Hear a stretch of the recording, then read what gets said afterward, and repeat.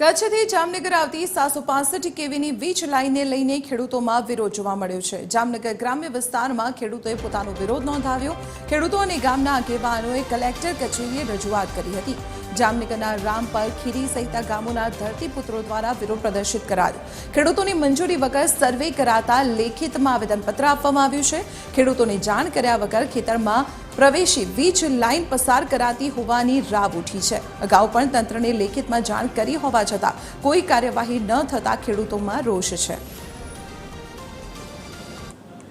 માંગણી અમારી એટલી જ છે કે અમારા ખેડૂતોને ન્યાય મળવો જોઈએ।